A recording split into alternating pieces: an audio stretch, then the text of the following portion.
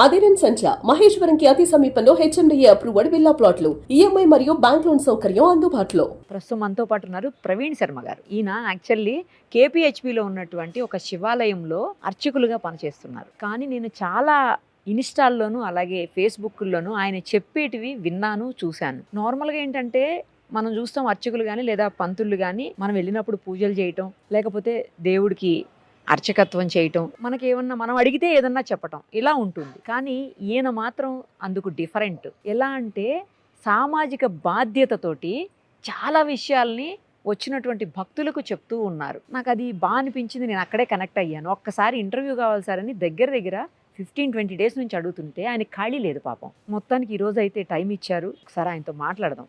నమస్తే అండి. మహాదేవ్. చాలా బాగా అనిపించింది సార్. మీరు అందరికీ చెప్పేటి వింటుంటే సామాజిక బాధ్యత అనేది ఉంటుంది కదా, అది అందరూ మీలాగా గుర్తిస్తే బాగుంటుంది అని అనిపించింది. ఇప్పుడు చాలా మంది మారుతున్నారు, నేను చూస్తున్నాను కదా. అంటే ప్రభావం, మహాదేవుడి ప్రభావం తెలియదు కానీ మారాలి. ఎందుకు మారాలి అంటే ధర్మం గురించి తెలుసుకోవాలి. ఒక దేవాలయమే వెళ్తున్నారు అందరు అంటే ఇప్పుడు చాలా మందికి ఏంటి అంటే ఒక క్షేత్రానికి వెళ్ళడానికి కానీ ఏదో పుణ్యక్షేత్రం శ్రీశైలం కానీ అరుణాచలం కానీ వెళ్తే ఏదో పాపం పోతుంది లేదా ఏదో వస్తుంది అని చాలామంది వెళ్తున్నారు. దాంతోపాటు ఎందుకు వెళ్తున్నాం క్షేత్రానికి, ఈ దేవాలయం ఎందుకు నిర్మించారు, అంత పురాతన దేవాలయం ఎవరెవరు కట్టారు హిస్టరీ తెలియాలి కదా. మన గురించి మనం తెలుసుకుంటూ గుడికొచ్చాము దండం పెట్టుకొని వెళ్ళామా కాకుండా మనము శివకేశవులకు భేదం చూపెట్టకూడదు. ఇక్కడ రామనామ జపం నిత్యం పొద్దున జరుగుతుంది. అభిషేకం కాగానే మనం రామనామ జపం చేపిస్తాం. వాళ్ళిద్దరూ ఒకటే, మనకు సమానం. అలా అని గుడికి వచ్చిన భక్తులకి మనకు తెలిసిన దాంట్లో ధర్మం గురించి చెప్పాలా. ధర్మం అంటే ఏంటి, ఈ పూజ చేసుకోమని చెప్పాలి. పూజతో పాటు మన పిల్లలకి ఏమి చెప్పాలి అంటే పూర్వీకులు ఏం చేశారు, ఈ ధర్మం ఎలా నిలబడింది. దాదాపుగా మీకు తెలియంది కాదు, అక్బర్ బాబర్ గురించి మనం చదువుకున్నాము. అది దారుణమైనది. అది ఏమైందో మనకు తెలియదు. గత చరిత్ర మనకొద్దు, నేను చెప్తే అది వైరల్ అవుతుంది. కానీ ఏంటి అంటే 800 సంవత్సరాలు దీన్ని మనుమదులు పరిపాలించారు భారతదేశాన్ని. అంతకుముందు పరిపాలించలేదా రాజులు దీన్ని? మన భారతదేశం అఖండ భారతాన్ని పరిపాలించిన రాజులు చాలా మంది ఉన్నారు. ఐదవ సింహాలు చాలా ఉన్నాయి. వాళ్ళ తర్వాత బ్రిటిష్ వాళ్ళు దాదాపుగా 200 సంవత్సరాలు దీన్ని పరిపాలించారు భారత భూభాగాన్ని. ఇది పెట్టే భూమి. మన భూమి ఏంటంటే కర్మ భూమి. ఇది మన అస్థికలు కూడా గంగలు కలుపుతాను తీసుకెళ్ళి. ఎందుకు అంటే మన పూర్వీకులు గంగ అంత పవిత్రమైనది కాశీలో. అది ఎందుకు అంటారంటే అది దక్షిణ వాహినిగా వెళ్తుంది కాశీలో. కాశీ విశ్వనాథుడు పురాతన ఆలయం, అక్కడ దక్షిణ వాహినిగా గంగ వెళ్తుంది. అక్కడ అసంచయం చేస్తే మన గత జన్మ ఉండకుండా అంటే మరి పునర్జన్మ లేకుండా సద్గతి ప్రాప్తిస్తుందని మన ఆలోచన. కంకర్ మే శంకర్ హే అన్నట్టు ప్రతి రాయిలో కూడా మన అణువులో చూస్తుంటాం ఈశ్వరుణ్ణి. మన సనాతన ధర్మంలో ఏముందో చూడండి మీరు. ప్రతి నెల ఒక పండుగ ఉంటుంది. ప్రతి నెల తీసుకోండి, ఏదైనా తీసుకోండి, 15 రోజులకు పండుగ వస్తుంది. అన్నిట్లో ప్రతి ఒక్క వస్తువుల్లో చూస్తాం మనం. దేవి నవరాత్రులు వచ్చాయనుకోండి, 9 రోజులు అట్టహాసంగా చేస్తాం. ఏమి చేస్తాం, శక్తిని పూజిస్తాం. ఏ శక్తి? కుమారి. చిన్న బాలను తీసుకొని 8 ఏళ్ళ లోపు పిల్లని బాల అంటాం. మనం పూజ చేస్తాం. కుమారి 11 ఏళ్ళ అమ్మాయిని పూజ చేస్తాం కుమారిగా, సువాసనగా, ముత్తేదుగా పూజ చేస్తాం. ఏ ధర్మంలో లేదమ్మా, ఒక హైందవ ధర్మంలోనే ఉంది ఇది. ఇది ఒకటి చాలదు. మన శక్తి ఎంత, ఈశ్వరుడే అర్ధ శరీరం ఇచ్చేశాడు. మనం ఆడవాళ్ళని ఎంత గౌరవిస్తున్నాం, శక్తిని ఎంత గౌరవిస్తున్నాం అని తెలవడానికి నాకు తోచిన విధంగా గుడికి వచ్చే భక్తులకి హితోదకంగా ఏదో చెబుతూ ఉంటాం. వాళ్ళు వింటున్నారు. పాపం ఇక్కడ చుట్టుపక్కల మొత్తం హాస్టల్స్ అయినా సరే, మొత్తం హాస్టల్స్. మనము చెప్తే తల్లిదండ్రులకు ముందు ప్రధాన దైవం. ఎంత నమ్మకం మీద వాళ్ళు ఇక్కడికి వాళ్ళని పంపించుంటారు. మన పిల్లల్ని కూడా ఒక దగ్గరికి పంపిస్తుంటాం, అదే చెప్తుంటాం. ఇలా ఉంటే ఇలా ఉండాలి, తల్లిదండ్రులను గౌరవించాలి. గుడికి ఒక్కటే కాదు, మన ధర్మాన్ని కూడా గౌరవించాలి. దీనికి ఎవరు? ధర్మానికి ఛత్రపతి శివాజీని తెలుసుకోవాలి. ఇది ఎవరు నిర్మించారు? ఈ సామ్రాజ్యాన్ని అంతా, ఈ హైందవ సంస్కృతిని ఎవరు కాపాడారు? మన పీఠాలు ఏంటి? ముందు సద్గురువులు ఎవరు? 4 పీఠాలు నిర్మించారు. ఎవరు? మన ఆదిశంకరాచార్య. దాని గురించి ఆమనాయ పీఠం, కంచిపీఠం, జగద్గురువులు కూడా ఇప్పుడు అందరూ ముందరికి వస్తున్నారు. మీరు నార్త్లో చూసుకోండి, ప్రతి ఒక్క సాధువు ధర్మం గురించి చెప్తారు. మీరు చూడండి, ఎక్కడికి వెళ్ళినా కూడా నార్త్లో ఉన్నంత కనెక్టింగ్ అంటే వాళ్ళకున్నంత వైబ్రేషన్ మనకు రాదు. ఎందుకు రాదంటే సౌత్ మొత్తం కూడా కొద్దిగా కులం. మీరు చూడండి, ఏ టెంపుల్కి వెళ్ళినా, ఏ దేవాలయానికి వెళ్ళినా కూడా కులం అడగరండి. మీరు చూడండి, తిరుపతిలో నేను వెళ్ళిన మీ వెనకాల బ్రేక్ దర్శనంలో వెళ్ళవలసిందే, లేదా 300 రూపాయల దర్శనం తీసుకున్నా నేను వెళ్ళవలసిందే. కులం అడగరు. అది ఎప్పుడు జరిగిందో ఏం జరిగిందో మనకు తెలియదు. కానీ గుడికి వస్తే గోత్రనామాలు అడిగి లోకా సమస్త సుఖినో భవంతు అని చెప్పేవాడే అర్చకుడు. ఇక్కడే కాదు, ఏ దేవాలయమైనా కావచ్చు. ఇది ఇక్కడ మన దేవాలయం కామాక్షి సమేత ఏకాంబరనాథ స్వామి దేవాలయం. నాకు ఆలయ కమిటీ, ఆలయ చైర్మన్ గారు కూడా ఈ విషయంలో నాకు సపోర్ట్ చేస్తున్నారు. భక్తులు కూడా ధర్మం గురించి చెప్పండి. అంటే ధర్మం గురించి చెప్పండి, ఓట్ బ్యాంక్ గురించి మాత్రం చెప్పకండి. అంటే అంటే ఎవరికి వేయాలని మనం చెప్పకూడదు అంటారు, కానీ దేశం మొత్తం కూడా ఓటు బ్యాంక్ మీదే నడుస్తుంది. నిజం అది. ఇది అంటే ఇప్పుడు చెప్తున్నానంటే మీరు తప్పనుకోవద్దు, ఎందుకంటే మన హిందువులు అందరం కూడా ఏమనుకుంటారు, మెజార్టీలో ఉన్నాము, అవును. మనకేమీ కాదు అని ఒక అపోహలు అందరూ ఉన్నారు. మీరు మొన్న అరుణాచలం గిరి ప్రదక్షిణ చేస్తుంటారు, చూస్తుంటారు. కార్తీక దీపోత్సవానికి కొన్ని లక్షల మంది వెళ్ళుంటారు. నిన్నగాక మొన్న విజయవాడలో కూడా భవానీ దీక్షలకు దాదాపు 6 లక్షల మంది అటెండ్ అయ్యారని వినికిడి. ఉదాహరణ చెప్తున్నా, మా దగ్గర కూడా చాలామంది ఉంటారు. ఓకే. కానీ ఒక కుల నాయకుడు, అంటే నేను అంటున్నాను కాదు, ఒక పార్టీ నాయకుడు లేదా అదర్ ఎవరైనా సరే ఒక పార్టీ నాయకుడు కానీ కుల నాయకుడు కానీ పిలిస్తే చాలామంది జనాలు వెళ్తారు. కానీ మన సంస్కృతికి, మన సాంప్రదాయానికి, మన శక్తికి ఏమైనా అయితే వీళ్ళు ఎవరు రావట్లేదు. అదే నా బాధ. ఒక గుడికి ఏమైనా అయిందనుకోండి, ఒక శక్తికి అంటే ఆడపిల్లకి ఏమైనా అయిందనుకోండి, లేదా ఒక హిందూ బాధ్యత తీసుకొని ముందుకు వెళ్తుంటే కార్యకర్తగా వారికి ఏమైనా అయినప్పుడు వాడి కర్మ వాడు చేసుకున్నా అంటారు తప్ప మన హిందువుల ఐక్యత లోపించింది. ఇది రావాలని నా సంకల్పం. అందరం ఐక్యంగా ఉండాలి. నేను ఒకటి చూసానండి, మీరు చెప్తుంటే జనరల్ గా పోలీసులు కూడా రోజు చెప్తూనే ఉంటారు, ఏ లింకులు పడితే ఆ లింకులు క్లిక్ చేయకండి, డబ్బులు పాడు చేసుకోకండి, 5,000 ఇస్తే 10,000 ఇస్తాము, లేకపోతే 10,000 ఇస్తే ₹1,00,000 ఇస్తారు. అది కూడా మీరు చెప్తున్నారు. నాకు బాగా ఇక్కడ అంతా వచ్చేదంతా హాస్టల్ పిల్లలు తల్లి. అంటే ఇక్కడ ఉండేదంతా కూడా ఎవరు అంటే మా చుట్టుపక్కల కూడా నివాస ప్రాంతాలు ఉండేవి. కాలక్రమేణా కమర్షియల్ అయిపోయింది. ఆ విజింగ్ బోర్డు మెయిన్ రోడ్ చాలా దగ్గరగా ఉంటుంది. చుట్టూ కూడా మీరు చూడండి హాస్టల్సే ఉంటాయి. బాయ్స్ అండ్ గర్ల్స్ హాస్టల్సే ఎక్కువగా ఉంటాయి. మొత్తం పిల్లలే వస్తారు. ఇప్పుడు ఎలా ఉంటుంది అంటే పిల్లలకి మామూలుగా నాకైనా సరే ఎవరికైనా సరే మనం మంచికి తొందరగా అట్రాక్ట్ కాం, చెడుకు తొందరగా అట్రాక్ట్ అవుతాం. మీరు చూసుకోండి, దీపం పెడితే పాపం పోతుంటే వస్తాడు అంటే చెప్తున్నాను. కానీ ఆ దీపం ఎందుకు పెట్టాలి తెలుసుకొని పెడితే పుణ్యం వస్తుంది. అందరూ పెడుతున్నారు, నేను పెడితే ఎలా? మీరు అడిగిన సమాధానం కూడా చెప్తాను. ఈ మనీ అనేది కూడా మామూలుగా ఫస్ట్ ఆశ చూపుతారు పిల్లలకి. తల్లిదండ్రులు ఇక్కడ ఉండరు, ఏవో అవసరాలు ఉంటాయి. ముందు 10 రూపాయలు ఇచ్చామనుకోండి 100 రూపాయలు పంపిస్తారు. అది జరిగిన ఇన్స్టెంట్ కూడా నా దగ్గరకు వచ్చాయి. 200 వస్తే 300 ఇస్తారు. ఆ తర్వాత 1000 రూపాయలకు 2,000 వేస్తారు. ఇది జరిగింది కూడా. ఆ 2,000 తర్వాత ఏం చేస్తారంటే 10,000 ఏమంటారు, మీకు 20,000 వస్తుందంట. వీడు 1000కి 500కి 2,000 వచ్చినప్పుడు 1000కి 10,000 వస్తున్నా ఆశపడతారుగా కామన్గా. అదే అంటే పిల్లలకి తెలియాలి, అలా మోసపోకూడదు. మళ్ళీ వాళ్ళు అప్పులు తెచ్చుకోవాలి. ఎక్కడ తెచ్చుకుంటారు వీళ్ళు? ఇప్పుడు అన్ని కొత్త లోన్స్ అన్నీ వచ్చాయి. మనం ఏం చేస్తాం, డేటా మొత్తం ఇచ్చేస్తాం. ఎవరైనా సరే సంతకాలు పెడతామా లేదా లోన్ తీసుకున్నప్పుడు ఆ డేటా మన దగ్గర ఉండిపోతుంది. అలా భయపడనక్కర్లేదని పిల్లలు ఏమైనా వింటారేమో అని ఒక చిన్న ఆశతో, అంటే మామూలుగా పిల్లలు చాలా మారుతున్నారు ఇక్కడికి వచ్చిన వాళ్ళు, నా భయం లేదో పరమేశ్వరుడు ఉన్నాడనో లేదా పంతులు గారు ఏమైనా అంటారేమో, గుడ్డుకు వస్తే జడ వేసుకోకపోతే బొట్టు పెట్టుకపోతే ఏమైనా అంటున్నారేమో అని అనుకుంటారేమో అని. వారితో పాటు ధర్మంతో పాటు జరిగే మోసం కూడా. ఎందుకంటే ఇక్కడ ఉండేందరూ ఆడపిల్లలు మగపిల్లలు, అట్రాక్షన్ తొందరగా అవుతారు. అమ్మా నాన్న ఎంత కష్టపడి ఇక్కడ పంపిస్తారు, ఉండు లేకనో వాళ్ళు ఇంట్లో తినకుండా ఇక్కడ పంపించినప్పుడు నేను చెప్పింది కూడా మీరు విని ఉంటారు. ఒక ఐఫోన్ కొని ఇచ్చాడని వాడు వెళ్ళిపోతే 20 సంవత్సరాలు నేను కనిపించిన నానేం కావాలా నాకు? అంటే ఉన్నది చెప్తున్నానమ్మా. ఇక్కడికి వచ్చేది దైవదర్శనం కోసం, దేవదర్శనం కోసం. వాళ్ళు ఎంత కష్టపడి ఇక్కడికి మమ్మల్ని పంపిస్తున్నారు. అందులో అందరూ మారతారని నాకు నమ్మకం లేదు, కానీ 2-3 మారతారన్న చిన్న ఉద్దేశంతో ఇక్కడ పిల్లలు చాలా శ్రద్ధగా వస్తున్నారు, మాట వింటున్నారు, ఒక మహాదేవుడు ఇక్కడ ఉన్నాడని వస్తున్నారు. ఇదంతా కూడా ధర్మంతో పాటు అంటే దైవదర్శనంతో పాటు కూడా నాకు తెలిసిన విషయాలన్నీ కూడా చెప్తున్నాను. ఈ మోసాలు కానీ బయట జరిగే చీటింగ్స్ కానీ ఎవరో వాళ్ళకి తెలియడు. మనకు ఒక వస్తువు కొని హీరో అయిపోతాడా? మన నాన్ననే హీరో మనకు, మన అమ్మనే మనకు దేవత ప్రధాన. అదే చెప్తాను పొద్దున్న లేవగానే, మీరు ఎవరిని నమ్మకండి. మీ అమ్మ నాన్న ముందు నమస్కారం పెట్టుకుంటే ఈయనకు నమస్కారం పెట్టినట్టే. వారికి పెట్టకుండా ఏ కాశీ క్షేత్రానికి వెళ్ళినా, ఈ అరుణాచలగిరి ప్రదక్షిణ చేసినా ఫలం నిష్ఫలం ఉండదు. ఫలం అనేది ఉండదు కదా, నిష్ఫలమే కదమ్మా. ముందు జన్మనిచ్చిన తల్లిదండ్రులే ప్రధానం, తర్వాతే ఈశ్వరుడు. ఏమైనా మించిన దైవం ఏముంది? ఆదిలో తోడు ఉంటాడు, అంత్యంలో తోడు ఉంటారు. కానీ మీరు చెప్పినది 100% కరెక్ట్. బట్ ఎవరు కూడా అసలు ఇప్పుడు ఎలా ఉందంటే తల్లిదండ్రులు కొద్ది మంది మాత్రమే చూసుకుంటున్నారు. అందరూ అనగానే కొద్ది మంది మాత్రమే చూసుకుంటున్నారు. చాలా మేజర్ పార్ట్ అసలు పేరెంట్స్ ని వదిలేయడము, తీసుకెళ్లి అనాథ శరణాలయాల్లో పడేయడం, లేదంటే రోడ్డు మీద వదిలేయడం, అలా ఎన్నో సంఘటనలు మేము ప్రత్యక్షంగా చూసాం సార్. అది కారణం ఏంటో చెప్పమంటారా? చెప్పండి. చిన్నప్పటి నుంచి పిల్లలు కూడా హాస్టల్లో పెరుగుతున్నారు. అంటే పుట్టినప్పుడే పిల్లలు ఉంటారు కదా, గైడెన్స్ లేక. వెనకట తాతలు ముత్తాతలు అందరూ ఇంట్లోనే ఉండేవారు. మీరు చూడండి, మామూలుగా అందరూ ఉమ్మడి కుటుంబమైనా కలిసే ఉండేది. మీరు ఇప్పుడు కాదు, వెనకటి కాలం తీసుకోండి, అంత కుటుంబం అంతా కలిసి ఉండేది. ఇప్పుడు ఎవరికి వాళ్ళు సపరేట్ అయిపోతున్నారు. తల్లి ఎలా ఉంటే పిల్ల అలా ఉంటుంది. నేను మా అమ్మని బాగా చూసుకున్నాను అనుకోండి, నా కొడుకు నన్ను బాగా చూసుకుంటాడు. అంటే మా నాన్నగారు మా నాన్నమ్మను బాగా చూసుకున్నాడు, హాస్పిటల్ తీసుకెళ్ళాడు, లేదా దేవాలయం తీసుకెళ్ళాడు, తీర్థయాత్రకు తీసుకెళ్ళాడు అన్నప్పుడు అది వంశపరంపరలో వస్తుంది. అది మనం ఇంట్లో ఎలా ఉంటుందో అలా ఉంటుంది. మన ఇంట్లోనే చిన్నప్పుడే చెప్పాలి. ఒకటే ఏం చేయనక్కర్లే, నమస్కారం పెడితే మన సంస్కారం వచ్చేస్తుంది. ఎవరికి పెట్టాలి? తాత ముత్తాత నమస్కారం పెట్టారనుకోండి, వాడి సంస్కారం వస్తుంది కదా, అవసరమే లేదు. నిజంగా చెప్పండి, 3వ తరం ఫోటో ఉంటుందా ఇంట్లో? ఇప్పుడు పిల్లలు ఎవరైనా 3వ తాత చెప్తారా పేరు? చెప్పలేదు. తాత పేరు చెప్పడమే ఎక్కువ. 7 తరాలు అసలు మామూలుగా. 3 తరాలను గుర్తుపెట్టుకునేటట్టు ఎవరు చేయాలి? తల్లిదండ్రులు చెప్పాలి. ఇంట్లో చిన్నప్పుడే చెప్తే ఈ అనాథాశ్రమాలు ఉండవు, ఇవేమీ ఉండవండి.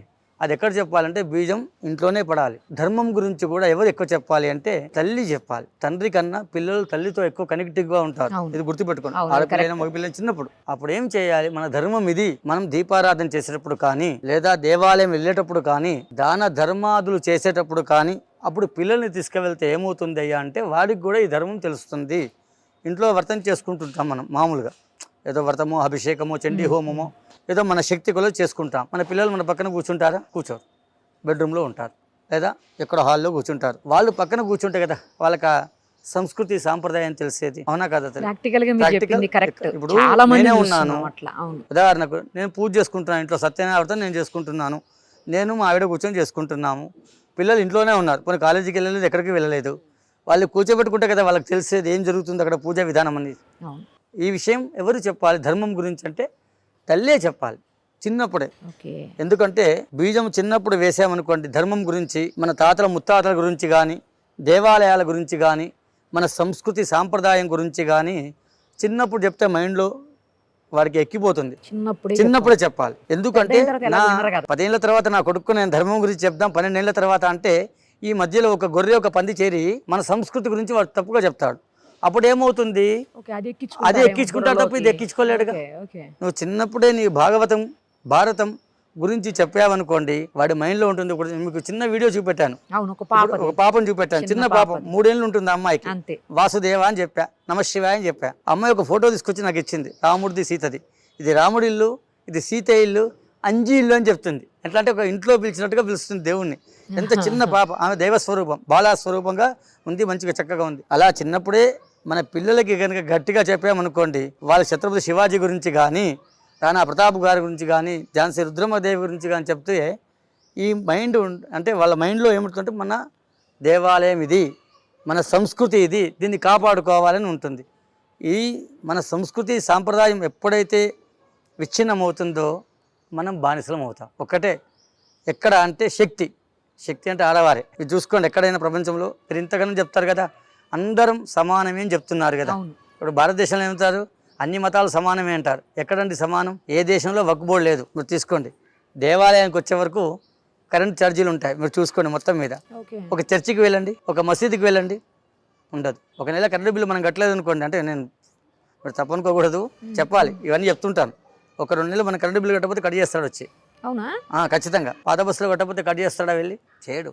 మన సభ పెట్టుకోవాలి, మన పండుగ చేసుకోవాలంటే పర్మిషన్ తీసుకోవాలి. మీరు చూడండి, వాళ్ళ దానికి ఏమైనా పర్మిషన్ తీసుకుంటారా? గణపతిని పెట్టుకోవాలంటే ఎంక్వైరీలు చేస్తూ ఉంటారు వచ్చి. మీరు చూడండి, మీడియాలో ఉంటారు, నేను చెప్పనక్కర్లేదు. ఎంతమంది వస్తారు, ఎక్కడ అన్ని పర్మిషన్ తీసుకోవాలి. అలీం సెంటర్లు పెడతారు. మీరు చూడండి, రోడ్ల మీద ఎన్ని ఉంటాయో, ఏవో అన్ని కలిపి పెడుతుంటారు కదా. రంజాన్ అప్పుడు పెడుతుంటారు కదా, వాళ్ళందరూ పర్మిషన్ తీసుకుంటున్నారా? ఎక్కడ ఉంది సమానత్వం చెప్పండి? ఒక 500 సంవత్సరాలు మనం కష్టపడితే కానీ రాముడి గుడి కట్టుకోలేదండి. అధిక దేశం, హిందూ దేశమైన జనాభాలో ఉండి 500 సంవత్సరాలు కష్టపడితే కానీ ఆ దేవాలయం నిర్మాణం కాలేదు. దాని మీద ఎంతమంది లాయర్ని పెట్టారో, మీకు ఎవరు పెట్టారో కూడా ఇంతవరకు తెలుసు. అఖండ భారతం సరోవరం వరకు మనదే ఉండేది. ఎవరు ఇచ్చారో మీకు చెప్పనక్కర్లేదు. కొన్ని చట్టాలు తెచ్చారు హిందువులకు వ్యతిరేకంగా. నా ఒక్కరికే కాదు, హిందువులకు వ్యతిరేకంగా కూడా చట్టాలు చాలా వచ్చాయి. ఎవరు కొందరు అడ్డుకున్నారు, అలా కొన్ని ఆగాయి. ఇప్పుడు నిన్న కూడా చూశారు తమిళనాడులో, మీరు వినే ఉంటారు, త్రిపురం కుండ్రం అని మధురై పక్కనే ఉంటుంది, 8 కిలోమీటర్లు. సుబ్రహ్మణ్య క్షేత్రంలో ప్రధాన దైవం 6 క్షేత్రాల్లో ఒకటి అది. మధురైకి 8 కిలోమీటర్లే. అక్కడ కొన్ని సంవత్సరాలుగా కొండపైన దీపం పెడుతున్నారు. అరుణాచలం ఎలా పెడతారో అక్కడ ఒక కార్తీక దీపం పెడుతూ ఉంటారు. అక్కడ స్వామినాథన్, మీరు వింటారు, సుబ్రహ్మణ్యం స్వామినాథన్ జడ్జి గారు తీర్పిచ్చారు, ఏమని? పెట్టుకోవచ్చు, ఇది అనాదిగా వస్తుందని. అది సుబ్రహ్మణ్య క్షేత్రమే కదా, పైన దర్గా ఎలా వచ్చిందండి? మందిరాల మీద మసీదులు ఉన్నాయి తప్ప మసీదుల మీద ఎక్కడ మందిరాలు అయితే మీకు లేవు. ఇది చూసుకోండి. కాకపోతే మందిరాల మీద మసీదులు ఏర్పడ్డాయి. మసీదుల మీద కానీ మతస్థుల మీద కానీ ఎక్కడ మందిరాలు నాకు ఇంతవరకు కాశీ చూడండి, మధుర శ్రీకృష్ణ మందిరం చూడండి, మీరు ఎక్కడైనా చూడండి. రాజమండ్రిలో మసీదు ఒకటి వెళ్ళండి, తెలుస్తుంది. హంపి క్షేత్రం చూడండి, మీకు ఆనవాళ్ళు కనిపిస్తుంది. ఏమి చేశారు? అందరూ ఎక్కడ సమానము? అది హిందువులు తెలుసుకోవాలి. కొనే వస్తువు అంటే నేను ముస్లిమ్స్లో మంచి వాళ్ళు లేరు, క్రైస్తవులో మంచి వాళ్ళు లేరు చెప్పను. చాలా అబ్దుల్ కలాం నేను గౌరవిస్తాను, దండం పెడతా పొద్దున్న లేస్తే. అబ్దుల్ కలాం గారికి నేను నమస్కారం చేస్తాను, ఇది గుర్తుపెట్టుకోండి. ఎందుకంటే పెద్ద సైంటిస్టు, రాష్ట్రపతి, ఎలా వచ్చాడో అలా వెళ్ళిపోయాడు, గొప్ప వ్యక్తి. నిజంగా చెప్పాలంటే చాలా ఉత్తముడు ఆయనకు. నేను ఆయన మతానికి కానీ ఆయన ధర్మానికి వేరే పరధర్మానికి నేను వ్యతిరేకం కాదు. కానీ పరధర్మం వాళ్ళు ఏం చేస్తారంటే వాళ్ళ పిల్లల్ని తీసుకొని వెళ్తారు. పరధర్మం, ఇప్పుడు ఒక ముసల్మాన్ ఉన్నాడు అనుకోండి, ఖచ్చితంగా శుక్రవారం మసీదు తీసుకెళ్తాడు. అదే ఒక క్రిస్టియన్ అనుకోండి, ఆదివారం వస్తే మొత్తం అక్కడే ఉంటారు, పిల్లలు కూడా వెళ్తారు. అవునా కాదు? మీరు చూడండి, అంటే నేను చెప్తాను, మీరు చూస్తుంటారు. వాళ్ళ పద్ధతిలో వెళ్తారు, డ్రెస్ కోడ్ లో వెళ్తారు. మీరు చూడండి, ఒక ముసల్మాన్ మసీదుకి వెళ్ళేటప్పుడు ఖచ్చితంగా 100 మందిలో ఉన్న టోపు పెట్టుకుంటాడు. మీరు చూడండి, హిందువులు 100 మంది ఉన్న టోపు పెట్టుకుంటాడు ఒక ముసల్మాన్. మత విశ్వాసానికి అంత గౌరవిస్తున్నాడు. క్రిస్టియన్ చూడండి, చర్చికి వెళ్ళేటప్పుడు ఖచ్చితంగా వాళ్ళ బైబిల్ లేదా వాళ్ళ డ్రెస్ కోడ్ లో వెళ్తారు, వాళ్ళ కోడే ఉంటుంది చూడండి. కానీ హిందూ గుడికి వచ్చేటప్పుడు డ్రెస్ కోడ్ కాదు కదా, ఆడపిల్లలు జల వేసుకోరు, గుడికి వచ్చి బొట్టు పెట్టుకుంటారు. అప్పుడు దాకా బొట్టు కూడా ఉండదు. మన హిందువులు కొన్ని దేవాలయాలు డ్రెస్ కోడ్ వాడుతున్నారు, ఓకే ఒప్పుకుంటాను. ఇంటి కంపల్సరీ ఉంది కాబట్టికే వెళ్తున్నారు, లేదా లోపల రానివారుగా. తిరువనంతపురం ఉంది, పద్మనాభ స్వామి టెంపుల్ కంపల్సరీ డ్రెస్ కోడ్ ఉంది అక్కడ. మీరు చూడండి, రానివారు. తిరుపతిలో కూడా ఉన్నాయి, కానీ కొన్ని దర్శనాలకే ఉన్నాయి, అన్నిటికీ లేదుగా. ఇంటి దగ్గర ఉన్న దేవుడు దేవాలయం వెళ్ళినప్పుడు ఆడపిల్లలు కానీ మగపిల్లలు కానీ షార్ట్ల మీద వస్తుంటారు. మీరు చూడండి, కాకపోతే మీరు వీడియో తీసుకొచ్చినటువంటి ఇబ్బంది లేదు. నైట్ ప్యాంట్స్ అంటారు అవి, ఆడపిల్లలు కూడా అట్లే వస్తున్నారు. ఉన్నది చెప్తున్నాను, మీరు కావాల్సి చూసుకోవచ్చు. నేను చెప్పింది కాదు. ఒకవేళ కనుక నేను అమ్మ ఇట్లా రాకూడదు అంటే కోపంగా చూస్తాను. అంటే డ్రెస్ కోడ్ ఒకటి ఉండాలి. అంటే గుళ్ళో అందరూ భగవంతుడి కోసం వస్తారు అనుకోకూడదు. అందరూ దేవాలయానికి వచ్చినప్పుడు అందరూ దృష్టి ఒకే తిరిగా ఉంటుంది అనుకోవద్దుగా. మన డ్రెస్సును బట్టే మనం గౌరవిస్తారు, పద్ధతిగా ఉండాలి. అందులో ఇది భారతదేశంలో శక్తికి ఎంత గౌరవిస్తారంటే ప్రపంచ దేశాలన్నీ కూడా తల ఉంచుతాయి. రూపు లాంటి వాడు వచ్చి దండం పెట్టాడు, ఇది భగవద్గీత పుట్టిన భూమిది అని నమస్కారం పెడుతుంటారు. నాకు నచ్చేది ఏంటంటే ఇప్పటికి కూడా మన ఊర్లలో ముసలమ్మలు ఉంటారే, గడపలకి ఇప్పటి వరకు బొట్టు పెడుతున్నారు, గడపలకి పెడుతూనే ఉంటారు. అది మన సంస్కృతి. పల్లెటూరులో చూడండి, మీరు ఇప్పటికి వెళ్ళి ఇప్పటికి కూడా ఉదయం చాంపి చల్లి బొట్టు పెట్టి వాళ్ళు బయటికి వెళ్ళాలంటే వ్యవసాయం చేసుకునే శక్తిమనులు ఎంత పని ఉన్నా సరే గడపకు బొట్టు పెట్టేందుకు బయటకు వెళ్ళారు. ఒక గడపనే మనం లక్ష్మీదేవిగా చూస్తాం. గడపను తొక్కనివ్వరు, కూర్చోనివ్వరు. మన నాగుల చవితి వస్తే పుట్టకు పాలు పోస్తాం. మీరు బాగా చూడండి, అంటే ఎంతమంది ఎన్ని చెప్పినా సరే సంస్కృతి. ఇంతపూర్వం మీకు చెప్పాను నేను, 800 సంవత్సరాలు వాళ్ళు పరిపాలించారు. తర్వాత వీళ్ళు పరిపాలించినా కూడా సంస్కృతి, మన సాంప్రదాయం ఉందంటే మన పూర్వీకులు ఎంత కష్టపడి ఉండాలి దీనికోసం. బతుకమ్మ ఆట కానీ మీరు ఇంకోటి తీసుకోండి, ఈ ఏరియా అంటే కొన్ని మీరు తీసుకున్న ప్రాంతంలో కొందరు అన్యమతస్తులు పరిపాలించిన దగ్గర కూడా కొన్ని పండుగలు సరిగ్గా చేసుకోవట్లేదు. ఇప్పటికి కూడా మీరు చూడండి, పర్మిషన్ తీసుకోవాలి. మరి ఇంతమంది మనందరం సమానమే అంటున్నారు కదా. కాశ్మీర్లో హిందువులు ఏమయ్యారండి? కాశ్మీర్ దాకా ఎందుకు, అక్కడ దాకా వెళ్తున్నాం. ఉదాహరణ చెప్తున్నాం, ఇది కర్మభూమి, పెట్టే భూమి అని మీరు చెప్తున్నారు, మరి అందరూ రావచ్చు కదా. అంటే మనం ఒక వేరే దేశానికి వెళ్ళాలనుకోండి, వీసా, పాస్పోర్ట్ కంపల్సరీ ఉండాలి. ఇది ధర్మసత్రం కాదుగా నా భారతదేశం, అవునా కాదా? ఎవరెవరో వచ్చి ఉంటున్నారు. ఇక్కడున్న ముస్లింతో ఎప్పుడు మనకి ఇబ్బంది లేదు. మీరు చూడండి, ఎప్పుడైతే వలసదారులు ఎక్కువయ్యారో అప్పటి నుంచి మన సంస్కృతికి, సాంప్రదాయానికి పెన్ ప్రమాదంగా మారింది. ఇది గుర్తుపెట్టుకోవాలి హిందువులందరూ కూడా. నాకేమీ కాదులే, నా సంస్కృతికి ఏం కాదు, నేను 75-80% ఉన్నామనుకుంటలేరు. మనం ఉన్నది 70% మాత్రమే హిందువులం. ఇంకోటి కూడా చెప్తాను, ఇది బాగా ప్యాంట్ పెట్టుకోండి, అందరికీ తెలియాలి. ఒక ఏరియాలో 30-30% అన్యమతస్తులు ఉన్న దగ్గర మనకి ఎమ్మెల్యే టికెట్ ఇవ్వరు. మీరు చూడండి, ఎవరు మైనార్టీ? ఇక్కడ హిందువులే మైనార్టీ. ఇక్కడ మెజార్టీగా ఉండి కులాలుగా విడిపోయింది ఎవరు అంటే హిందువులే. మైనార్టీ వర్గం ఎవరు? మీరు చూసుకోండి బాగా. ఇప్పుడు మైనార్టీ ఎవరు లేరండి భారతదేశంలో. మైనార్టీ అంటే హిందువులో ఉన్న ఓసీలే మైనార్టీలు. ఇప్పుడు మీరు ఏమని అనుకోండి, ఇంటికి ఊరికో ఇల్లు ఉంటుంది చూడు, వాడు మైనార్టీ. ఇది సత్యం. అంటే నేను ఒక కులం గురించి చెప్పట్లేదు, ఒక మతం గురించి చెప్పట్లేదు. రిజర్వేషన్స్ అంటారా, అది తీయలేము. ఎందుకంటే అది తీయించలేము, తీయలేరు. ఏ గవర్నమెంట్ వచ్చినా తీయలేరు. చదువు దగ్గర రిజర్వేషన్ ఉండదు. ఒకటి చెప్పుకోండి, చదువు దగ్గర, ఆటల దగ్గర ఉండకూడదు. మిగతా ఏదైనా రిజర్వేషన్ ఉండొచ్చు, కానీ చదువు దగ్గర రిజర్వేషన్ ఉంటే దేశం ముందుకు వెళ్ళదు. ఇది గుర్తుపెట్టుకోండి. తల్లుల్లో కూడా చిన్న విజ్ఞప్తి, చిన్నప్పుడే మన ధర్మం గురించి, మన సంస్కృతి గురించి, దీన్ని ఎవరు పరిపాలించారు, ఇతపూర్వం ఎవరు విక్రమాదిత్యుడు ఎవరు, శాలివాహన్ ఎవరు, శాతవాహనులు ఎవరు, రెడ్డి రాజులు ఎవరు, కాకతీయులు ఎవరు, రాణి రుద్రమాదేవి ఎవరు అంటే తెలియాలి కదండి అందరికి కూడాను. ఛత్రపతి శివాజీ ఎవరు, వాళ్ళ అబ్బాయి ఎవరు, వాళ్ళు ఎవరు పరిపాలించారు, ఢిల్లీని ఇంతకుముందు ఎవరు పరిపాలించారు. ఇదంతా చిన్నప్పుడే పిల్లలకి మొత్తం చెప్పమని చెప్పట్లే, కొద్దిగా చెప్పినా, రోజుకు 2 నిమిషాలు చెప్పినా వాడు 10 ఏళ్ళకి ఎలా అవుతాడు అంటే ధర్మాన్ని కాపాడడానికి ముందు ఉంటాడు. ఇది తెలుసుకోవాలి హిందువులు మెయిన్గా. మనకేమీ కాదు అనుకోకూడదు. ఎందుకంటే చాప కింద నీరులా విస్తరిస్తుంది. మన వాళ్ళే మనకు వెన్నుపోటు పుస్తారు.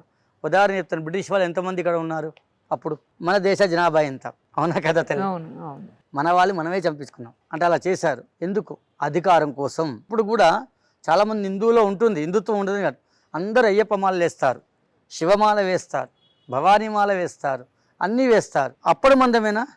ధర్మానికి అయినప్పుడు వీళ్ళందరూ ఏమవుతున్నారు? ఇప్పుడు అయ్యప్ప మాల వేశాను, నేనే వేసుకుంటాను, ఉదాహరణ చెప్తాను, శివమాల వేసుకుంటాను. అప్పుడు మందమే కాదు, ఆ తర్వాత కూడా ఆ ధర్మానికి ఆ సంస్కృతికి అయినప్పుడు వీళ్ళందరూ బయటికి రావాలి. ఒక అరుణగిరి ప్రదక్షిణ చేసినంత మాత్రాన, లేదంటే వచ్చి శివుడికి అభిషేకం చేసుకొని 100 కొబ్బరికాయలు కొట్టినంత మాత్రాన, లేదా 100 దీపాలు ఇక్కడ పెట్టేశాను నేను ఉదాహరణకి కాదు. ఇలా చేసుకుంటూ దీన్ని కాపాడుకోవాలి అనుకుంటే అందరం ఏకమై ఉండాలి. ఈ చేయి బిగించాలంటే అన్ని కులాలు అయితేనే ఐందవులం అందరం, హిందువులం కూడా ఐందవలం. ఇది సంస్కృతి దేశం. ఈ రావి చెట్టు కూడా విష్ణుమూర్తిగా పూజించే సంస్కృతిలో మనం పుట్టాము. దీన్ని కాపాడుకోవాలంటే మనందరం కూడా ఏకమై ఉండవలసిందే. లేకపోతే ఇంకా ఎక్కువ టైం లేదండి, 10 సంవత్సరాలు లేదా 15 సంవత్సరాలు. ఎందుకంటే ఈ దేశంలో చట్టాలు అందరికీ తిరగలేవు. మీరు చూసుకోండి, చట్టాలన్నీ అందరికీ ఒకే దేశం, ఒకే చట్టం ఉండాలి. ఏ కులమైనా, ఏ మతమైనా, ఏ ధర్మమైనా ఒకే చట్టం ఉండాలా. ఒకే దేశంలో, ఈ దేశంలో భారతదేశంలో ఒకే చట్టం, ఒకే దేశం ఉంటేనే బాగుపడుతుంది. ఎందుకంటే శక్తి జోలికి వచ్చినా, మన సంస్కృతి జోలికి వచ్చినా, మన సాంప్రదాయం జోలికి వచ్చినా, మన దేశం జోలికి వచ్చినా అందరం ఏకమై ఉంటేనే ఈ సంస్కృతిని, ఈ దేవాలయాలు, ఈ శక్తిని కాపాడుకోగలుగుతాం.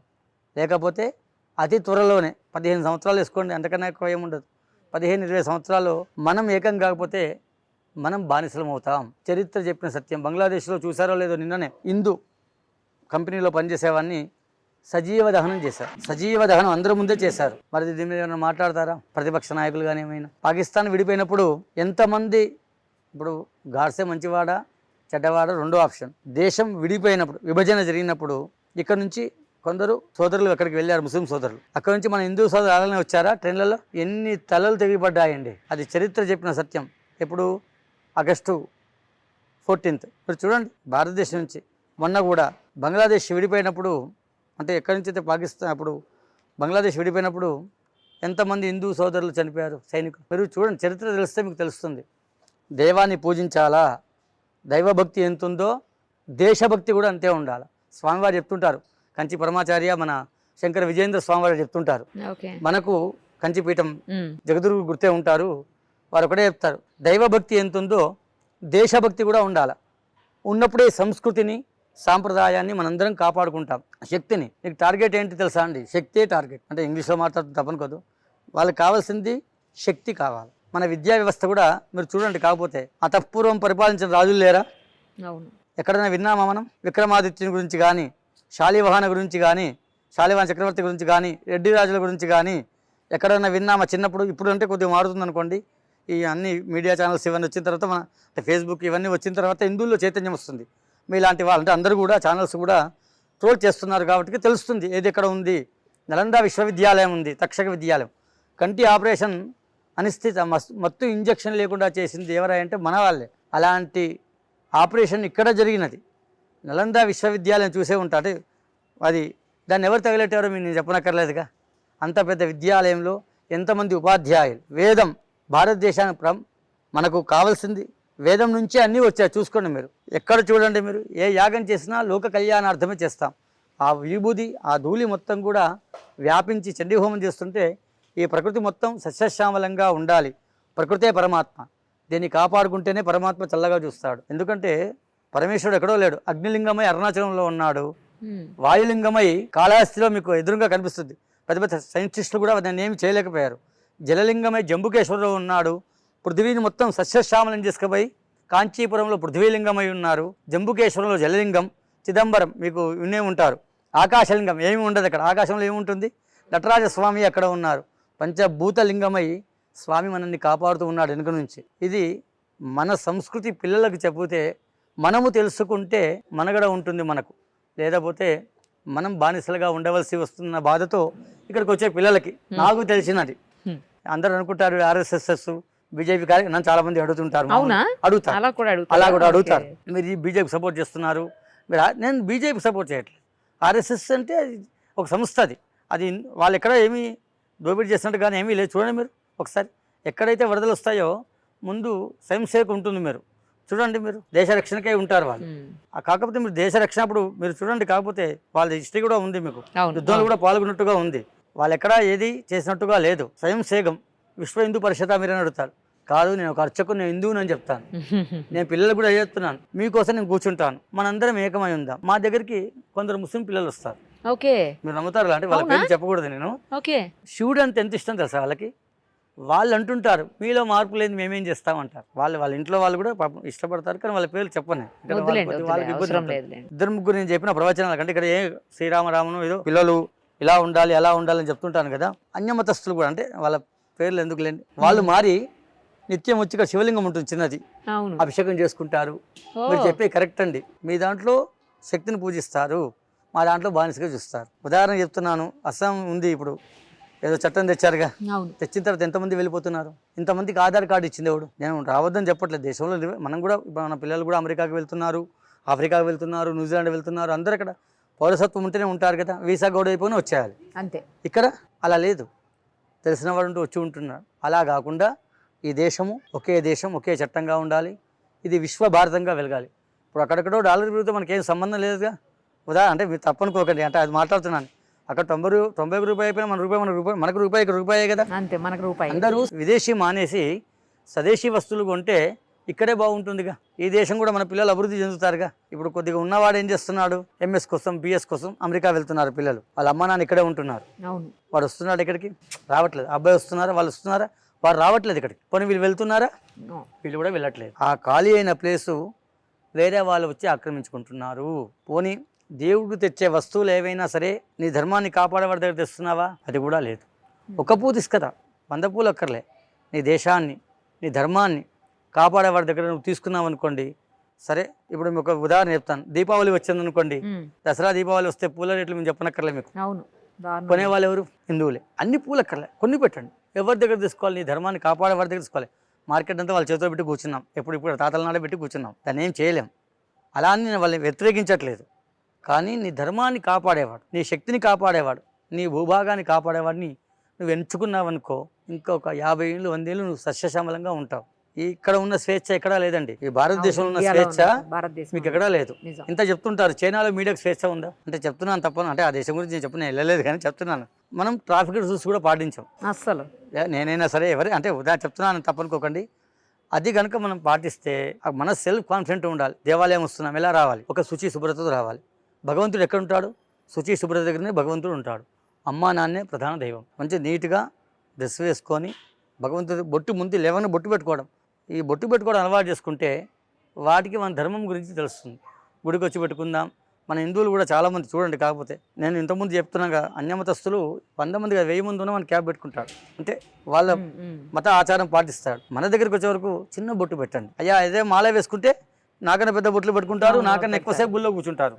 ఆ తర్వాత ఇప్పుడు 41 రోజులు 31 రోజులు దీక్ష తీసుకుంటారు స్వాములు. పాపం వాళ్ళని నేను తప్పు పట్టట్లేదు, తీసుకుంటా. తర్వాత కూడా గుడికి రావాలి. ఆ 41 రోజే కాదు, తర్వాత కూడా వారానికి ఒకసారి 10 రోజులకు ఒకసారి వచ్చి వ్యవస్థను చూసుకోవాలి, దీన్ని నడిపించాలా. ఎక్కడైతే సంస్కృతి సాంప్రదాయం ఉంటుందో, విచ్ఛిన్నం కాకుండా, శక్తి విచ్ఛిన్నం కాకుండా ఉంటుందో, అంతవరకు వాళ్ళకు ప్రమాదం లేదు.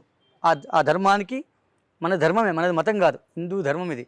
హిందూ మతం కానే కాదు, చూసుకోండి. లోకా సమస్త సుఖినో భవంతని చెప్పే ధర్మమే సనాతన ధర్మం. వేదం కూడా అదే చెప్తుంది. మీరు ఎక్కడ వెళ్ళినా లోకా సమస్త సుఖినో భవంతు, సర్వే జనా సుఖినో భవంతు. నా ధర్మము, నా మతమే బాగుండాలని ఎవరు కోరుకోరు హైందువులు. ఈ సంస్కృతిని కాపాడే వాళ్ళు కూడా అందరూ బాగుండాలి.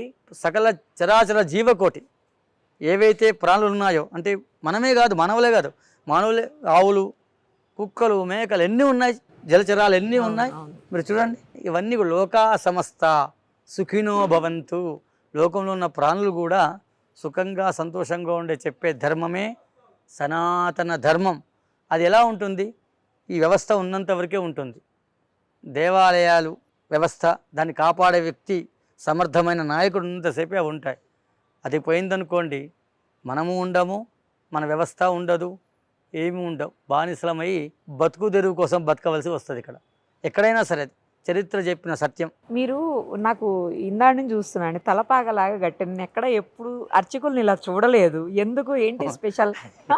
ఓకే, బాగుంటుందని కట్టాను అంతేనా? మామూలుగా అంటే నా జుట్టు కూడా కొద్దిగా ఉసిపోయింది, అయితే కట్టుకోవాలి. మామూలుగా ఇది ధర్మం. కొన్ని ప్రాంతాల్లో కడుతుంటారు. అభిషేకం చేసినప్పుడు మీరు చూసారా, శ్రీనివాస గారిని అభిషేకం చేసినప్పుడు మొత్తం కట్టేసుకుంటారు. స్వామివారి మీద ఏం పడకుండా, ఈ ఎంటికలు తాకకుండా. మన విగ్రహానికి తల తాకినప్పుడు ఒక్కోసారి మనం ముట్టుకుంటాం కదా, ఇప్పుడు అర్చకున్నప్పుడు ఉపచార పూజ చేయవలసి వస్తుంది, తుడవాలి, స్వామిని తుడవాలి. అభిషేకం వెంటనే స్వామిని మనం ఎలా ఉంటాం, స్వామిని కూడా అలానే చేయాలి, మంచిగా నీట్గా తుడుస్తుంటాం కదా. ఈ ఎంటికలు తాకకూడదు. మామూలుగా మన సంస్కృతిలో ఏముంది అంటే, తల ముట్టుకున్నాం అనుకోండి వెంటనే నీళ్లు ముట్టుకోవాలి. పూజ చేసేటప్పుడు ఎంటికలు తాకాయి అనుకోండి నీళ్లు ముట్టుకోవాలి. మామూలుగా కాళ్ళు తాకినా నీళ్లు ముట్టుకోవాలి. అది మీకు తెలిసిందే, నేను చెప్పనక్కర్లేదు, అందరికీ తెలిసిందే. ఎంటికి ఎట్లా ఇప్పుడు పూజ చేస్తున్నాను, నేను ఏదో పూజలో ఉన్నాను, నాకు దురద పెట్టింది ఇలా అనుకున్నాను, అది పనికిరాదు. వెంటనే మనం దాన్ని ఏమంటారు, నీళ్లు ముట్టుకోవాలి, అక్కడికి పోతుంది. అందుకోసమే జడ ఎందుకు వేసుకోమంటారు అంటే, మనకు సాంప్రదాయం అది. జడలో పంచమాంగళ్యాలు ఉంటాయి ఆడవాళ్ళకి, నేను చెప్పనక్కర్లేదు, మీ అందరికీ తెలిసినది. బొట్టు, నుదుట బొట్టు, మంగళసూత్రం, మట్టెలు, జడలో పుష్పాలు అంటే పూలమాల. మగవాళ్ళకి ఇచ్చారా? ఈశ్వరుడు ఇవ్వలేదు, ఆడవాళ్ళకే ఇచ్చారు ఆ శక్తి. ఎందుకు ఇచ్చారు? పంచమాంగళ్యాలు ఇచ్చారు. కనీసం ఒక్క మంగళ్యం కూడా ఎవరు వేసుకోవట్లేదు, ఒకటి రెండు. అంటే నేను తప్పనుకోకండి, గుడికొచ్చే వాళ్ళు చాలామందిని చూస్తుంటాను. చాలామంది పద్ధతిలో వస్తున్నారు, కొందరు చెప్తే మారుతున్నారు.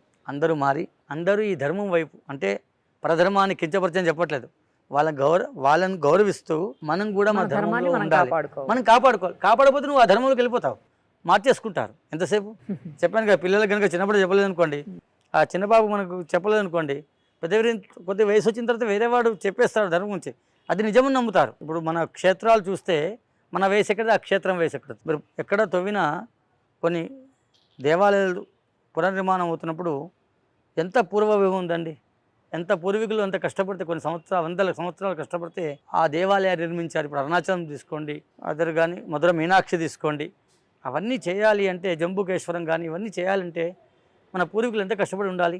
ఆ సంపద కాపాడుకోవాలి కదా. ఇంకోటి కూడా చెప్తాను, విదేశీయులు వచ్చారనుకోండి కాశీకి ఉదాహరణకి, అంటే నేను చెప్తున్నాను తప్పనుకోకండి, వాళ్ళు ఈ గంగలో ఏముంది వాళ్ళు రీసెర్చ్ చేస్తుంటారు. కాంచీపురం వెళ్ళారు వేరే వాళ్ళు, మనం వెళ్ళాం, ఈ స్తంభం ఎందుకు ఏర్పడింది, ఈ స్తంభం మీద ఈ శిల్పం ఎందుకు చెక్కబడింది వాళ్ళు తెలుసుకుంటారు. మనం వెళ్ళి నమస్కారం పెట్టుకొని వస్తాం. అంటే వాళ్ళు ఇది ఎప్పటిది ఏం కదా అని మొత్తం తెలుసుకుంటారు. అది తెలుసుకున్నప్పుడు ఒక క్షేత్రానికి వెళ్ళినప్పుడు క్షేత్ర మహిమ తెలుసుకొని వెళ్తే అక్కడ వెళ్ళిన ఫలితం ఇంకెక్కువగా ఉంటుంది మనకు. ఓకే, ఇప్పుడు ఒక క్షేత్రానికి వెళ్ళాం, కాంచీపురం వెళ్ళి నమస్కారం పెట్టుకొని వచ్చాం. ఇప్పుడు అరుణాచలం ఏంటి మోక్షలింగ్ అంటే, మామూలుగా పాపం చాగంటి గారిని అంటున్నారు కానీ అరుణాచలం రూట్ ఇంతకుముందు ఎవరికి తెలిసేది కాదు. అంటే ఇప్పుడు చాలామంది వెళ్తున్నారంటే అన్ని ట్రాన్స్పోర్ట్స్ అయ్యాయి, మొత్తం బస్సెస్ పెట్టారు. కానీ అక్కడికి వెళ్ళిన తర్వాత ఏదో క్షేత్రానికి వెళ్తే నాకు ఏదో పోతుంది అనుకోవద్దు. అరుణాచలం ఏమిస్తాడో తెలుసా? మోక్షం ఇస్తాడు. స్మరణాత్ ముక్తి అరుణాచలం, మహాశ్మశానం కాశీ, మనోశ్మశానం అరుణాచలం. రమణ మహర్షి అక్కడ తపస్సు చేశాడు కదా, మహనీయులందరూ అక్కడ తపస్సు చేశారు. ఏమి కావాలో ఈశ్వరుడు ఇచ్చేస్తాడు నీకు, మనం ఇది కోరాలి. కానీ ఎవరు వెళ్ళినా భక్తితో వెళ్ళండి. ఏ క్షేత్రానికి వెళ్ళినా, కేదార్నాథ్, బద్రీనాథ్, ఇంకెక్కడికి వెళ్ళినా సరే ఒక టూరిస్ట్ ప్లేస్గా వెళ్ళొద్దని విజ్ఞాపన. అంటే క్షేత్రంగా వెళ్ళండి, ఫ్యామిలీతో వెళ్ళండి. వెళ్ళిన క్షేత్రానికి ఒక టూరిజం ప్లేస్గా వెళ్ళకండి. అదో మహాపుణ్య క్షేత్రం. అన్ని ప్రాకారాలు కట్టి 30 ఎకరాల దాంట్లో ఒక దేవాలయం నిర్మించారు, ఇంతమంది వెళ్తున్నారు అంటే అక్కడికి వెళ్ళిన తర్వాత బ్రేక్ దర్శనాలు అది కాదు, ప్రశాంతంగా దర్శనం చేసుకోండి. ఈ మధ్యలో ఏమైందంటే మీకు తెలియంది ఏమీ లేదు, తొక్కిసలాట అవుతుంది. ఎందుకు అవుతుందో కూడా చెప్తాను. నేను గంట సేపు అభిషేకం చేసినా కూర్చుంటారు మన భక్తులందరూ ఎక్కడైనా సరే. ఆ వెళ్ళేటప్పుడు చాలా తొందరగా వెళ్ళిపోతారు, అంటే తొందరగా వెళ్ళాలని. ఏదైనా ఇంకో ప్రవచనం చెప్పినా అరగంట శ్రీరామ రామ రామేతి చెప్పినా వింటారు. ఆ వెళ్ళేటప్పుడు ఏంటంటే ఏదో అయిపోతుందని వెళ్ళిపోతారు. క్షేత్రానికి వెళ్తే భగవంతుడు ఎక్కడికి వెళ్ళాడండి, క్షేత్రంలోనే ఉంటాడు. శిఖరం దర్శనం చేసుకున్న పుణ్యం వస్తుంది. బాగా జనాలు ఉన్నారు, ఒక పూట అక్కడ ఉండండి, ఏమో క్షేత్రంలో ఉండండి హాయిగా. లేకపోతే ఇంకో క్షేత్రం తెల్లారి చూసుకోవచ్చు. ప్రాణానికన్నా మించింది ఏమీ లేదు కదా. ఇక్కడ పరమేశ్వరుడు ఎక్కడ, దేహో దేవాలయ ప్రోక్త జీవో దేవ సనాతన. అజ్ఞానాన్ని తీసేస్తే కనిపించేవాడే ఈశ్వరుడు. ఇక్కడ అజ్ఞానం ఉంది, కనిపించాలి. దేహో దేవాలయ ప్రోక్త జీవో దేవ సనాతన తదే అజ్ఞాన నిర్మాల్యం నీకు దాసుని అవుతున్నా, సోహం భావేన పూజయేత్ అంటే నీకు దాసుని అవుతున్నా అన్నప్పుడే భగవంతుడు మనలోనే ఉన్నాడు. అది తెలుసుకోక ఆ జనాలు బాగా ఉన్నప్పుడు వెళ్ళిపోయి వాళ్ళు ఇబ్బంది పడి, మనని ఇబ్బంది పడి, ఫ్యామిలీని ఇబ్బంది పెడుతున్నాం, అంటే మన కుటుంబాన్ని ఇబ్బంది పెడుతున్నాం. అలా కాకుండా ప్రశాంత రోజుల్లో వెళ్ళండి, ప్రశాంతంగా ఉన్నప్పుడు వెళ్ళండి. అంటే ముఖ్యమైన దినాల్లో వెళ్తే, ముఖ్యమైన రోజుల్లో వెళ్తే చాలా మంచిది అని. మంచిది కాదని, కానీ అలా ఏమవుతుందో వింటాను. అదొక పక్కన నమ్మకం. మీ ఇంటి పక్కన ఉన్న దేవాలయానికి వెళ్ళినా పుణ్యం వస్తుందిగా. నిజమే కదా, పక్కనే అక్కడైనా ఉంటుంది కదా. స్వామి ఉంటారుగా.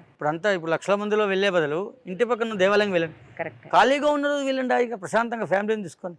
ఎప్పుడు వెళ్ళినా అదే దేవుడు కదా. అక్కడే ఉంటాడు ఈశ్వరుడు, ఎక్కడికి పోడుగా.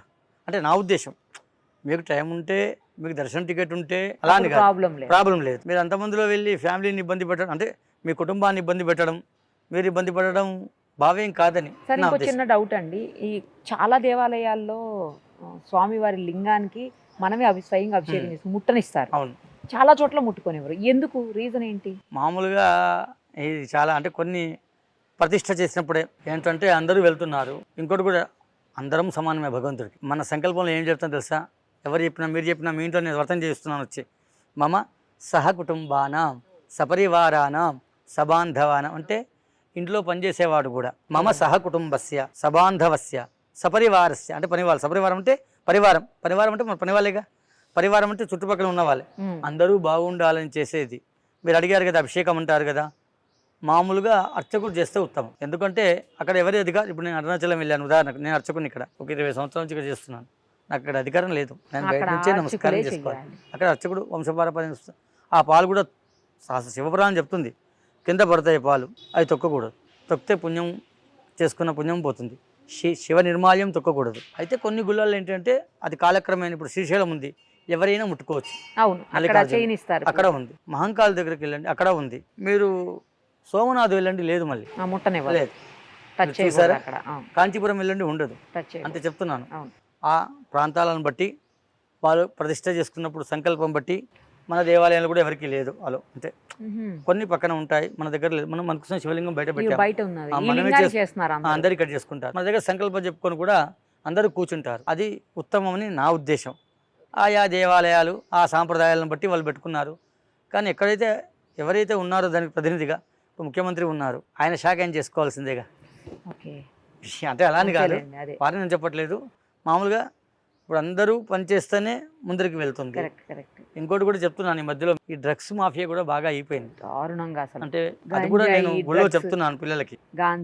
అదే, ఎందుకంటే నేను మంచి కన్నా చెడుకు తొందరగా అట్రాక్ట్ అవుతానని చెప్పాను కదా తల్లి. అది కూడా మనకు దేవాలయంలో చెప్తుంటాను. ఏమనంటే, ఎవరితో స్నేహం చేస్తున్నాం, మనం ఎవరితో తిరుగుతున్నాం, అన్ని జిహాదులు అవుతున్నాయి. మీరు చూడనక్కలే, ఇప్పుడు నిన్న కూడా నారాయణగూడలో ఎక్కడో ఒక ఫుడ్ కోర్ట్, అదే పూలమ్మే పళ్ళమ్మే వాడిని చూసాం మనం. కూరగాయలు అమ్మేవాడు, పళ్ళు అమ్మేవాడు. ఇంకో వీడియో కూడా వచ్చింది. శుచి శుభ్రత, నీకు కులంతో సంబంధం లేదు. నువ్వు భగవంతుడు సమర్పించే పుష్పం, ఫలం, శుచి శుభ్రత ఉండాలి. అది లేకుండా నువ్వు సమర్పిస్తే ఏమీ వస్తుంది. నేను మన దేవాలయంలో కూడా ఈ డ్రగ్స్ గురించి కూడా చెప్తాను. ఇక్కడ ప్రభుత్వం ఒకటే చేయాలి, పోలీస్ శాఖ ఒకటే చేయాలి, మీడియా ఒకటే రావాలంటే ఎక్కడ నుంచి వస్తుంది? ప్రమాదం జరిగినప్పుడు, ఏదైనా జరిగినప్పుడు అందరం దాని మీద మనం, అది కులాలను పక్కన పెట్టి మనం సాయం చేయాలి. తెలిస్తే చెప్పాలి, అయ్యా పలానా దగ్గర ఉందని చెప్తే కదా వాళ్ళు. ఇది పెద్ద వ్యవస్థ, భారతదేశం చాలా విశాలమైనది, అందులో అందరూ ఉంటారు ఇక్కడ. అదేంటంటే మన పిల్లలు ఏం చేస్తున్నారు మనం చూడాలి, ఒక కన్ను వేయాలి. ఎలా వెళ్తున్నాడు, ఎటు దారిలో వెళ్తున్నాడు, అక్కడ మన ఇంట్లో మనం కంట్రోల్ చేయగలిగితే బయట కంట్రోల్ చేస్తాం. ఎవరో అనామకుడు, తెలియని వాడు బండి మీద స్టాండ్ తీసుకోకపోతేనే, ఓ బ్రదర్ స్టాండ్ తీసుకోమని చెప్తాం. అవును, కరెక్ట్. అలాంటిది మన దేశంలో ఇంత విచ్చలవిడిగా డ్రగ్స్ అమ్ముతున్నారు. మీరు చూసి, అది కూడా చిన్న పిల్లలకి చాక్లెట్లో పెట్టి అమ్ముతున్నారని తెలుస్తుంది. నేను కొద్దిగా సోషల్ మీడియాలో ఉంటాను కావున చెప్తున్నా. ఇవి ఎక్కడ చేయాలి, ఇవన్నీ ఇక్కడ చెప్పాలి, ఇంకో దగ్గర చెప్పేందుకు లేదు ఆస్కారం. ఎందుకంటే దైవ కార్యానికి వచ్చినప్పుడు, ఒక దైవదేశానికి వచ్చినప్పుడు దేశ ధర్మం చెప్పాలి, దేశంలో ఏం జరుగుతుందో చెప్పాలా, మన సంస్కృతి బాధ్యతలు గుర్తు చేయాలి పిల్లలకి. ఇక్కడ ఎక్కువ పిల్లలే వస్తారు. మన దేశ బాధ్యత గుర్తు చేయాలి. మన దేశాన్ని ఎవరు కాపాడుతున్నారు, మన సంస్కృతిని ఎవరు కాపాడుతున్నారు, ఇది ఎక్కడ చెప్పాలంటే ఇక్కడ ఒక్క దగ్గరే వింటారు. నేను బయటికి వెళ్తే వింటారా? ఇక్కడ అర్చకుడికి అధికారం ఉంటుంది. అలా అని ఎక్కువ, అంటే ఎంత లిమిట్స్లో అంత చెప్తే అందరూ మారుతారని కాదు, కొందరైనా మారుతారు, ఇద్దరు విన్నా కూడా మారుతారండి. ఎందుకంటే చూస్తున్నాం కదా, ఒకరి ద్వారా ఒకరికి మనం కండక్ట్ చేయాలి. ఒకరికి నీ ధర్మం గురించి నువ్వు 10 మందికి చెప్పు, అప్పుడేగా ఈ ధర్మం కాపాడుతుంది, ఈ దేశం సౌభాగ్యంగా ఉంటుంది, శక్తి కాపాడుతుంది అనే చిన్న ఉద్దేశంతో శంకర కాంచీపీఠం యతేంద్రులు జగద్గురువులు మా గురువరేణ్యులు మారుతి వెంకటరామ శర్మ గారు మరియు కాంచీ పరమగురువైన శంకర జయేంద్రులు స్వామి యొక్క అనుగ్రహం, స్వామి ఆశీస్సులతో, ఆ పరమేశ్వరుడు యొక్క అనుగ్రహంతో ఏదో నాకు తోచిన విధంగా ఇలాగా ఉండాలి. మన చరిత్ర గురించి నాకు తెలిసినది, నేను చదువుకున్నది చిన్నప్పుడు ఇది కాదు. అసలు మనం చదువుకున్న మన చరిత్ర కాదు, మన చరిత్ర చాలా ఉంది కాబట్టి అన్ని దేవాలయాలు, అన్ని వేల దేవాలయాలు వెలిసాయి. మీరు తమిళనాడు చూసుకోండి తల్లి, ఎన్ని దేవాలయాలు చూసారా? అయినా అక్కడ వాళ్ళు ప్రాంతీయానికి ఎక్కువిస్తారు. మీరు చూడండి, నేను వాళ్ళు తప్పు పట్టట్లేదు కానీ వాళ్ళు ఎంత ప్రాంతీయానికి ఇస్తారు. వాళ్ళు నాకన్నా బొట్టు పెద్దగా పెట్టుకుంటారు, వాళ్ళు నాకన్నా ఎక్కువ పూజలు చేస్తారు, అన్నీ చేస్తారు. కానీ అక్కడ ఏంటి చూసారు కదా మీరు, మొన్న తిరుపతి ఉండరాము, అక్కడ దేవాలయాల సొమ్ములు కరిగించి అమ్ముకోవడం ఎంత దౌర్భాగ్య స్థితి చెప్పండి. ఇక్కడే కాదు, పెద్ద పెద్ద దేవాలయాలు కూడా మీరు చూస్తున్నాం మనం. ఒక చిన్న దేవాలయంలో అర్చకుడు ఎంత తప్పు చేశాడనుకోండి, ఏ అర్చకుడన్నా పొరపాటు చేశాడనుకోండి, దాన్ని హైలైట్గా చూపెడతారు. మీరు చూడండి, అంటే నేను అంటున్నాను కాదు, వేరే వాళ్ళు అదే దేవాలయం పందికొక్కు లెక్క మెస్తున్నారు. మీరు చూడండి, పెద్ద పెద్ద దేవాలయాల్లో మీరు చూస్తున్నారు, నేను చెప్పినక్కల స్కామ్స్ అవన్నీ కూడా. వాటి మీద ఎందుకు మన అందరం ఏకం కాకూడదు? మన ఊర్లో కులదైవం ఉంటుంది, దాన్ని మర్చిపోతున్నాం. కులదైవం పెద్దలు తాతలు పూజించిన దైవమే గుర్తుండదు పిల్లలకి.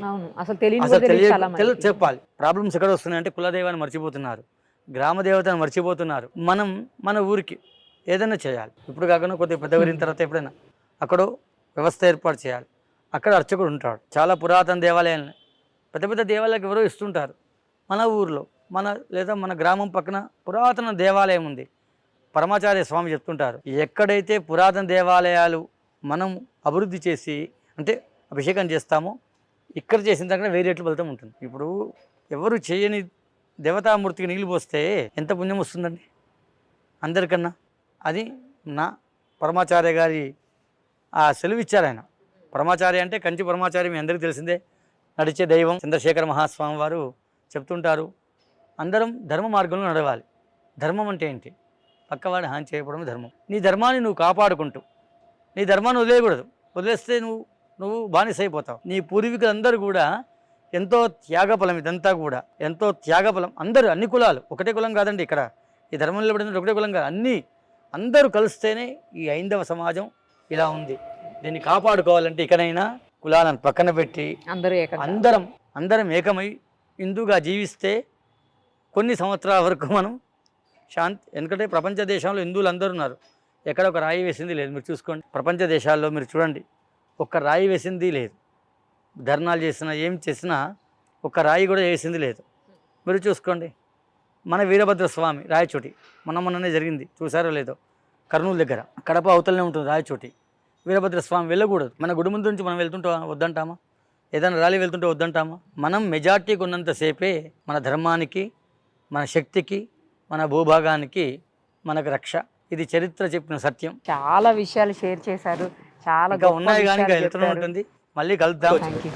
మరిన్ని అప్డేట్స్ కోసం నిరుపమ సుమన్ టీవీ ఇన్స్టా పేజ్ని ఫాలో చేయండి. సుమన్ టీవీలో మీ పర్సనల్ అండ్ బిజినెస్ ప్రమోషన్స్ కోసం కింది నెంబర్కి కాంటాక్ట్ చేయండి.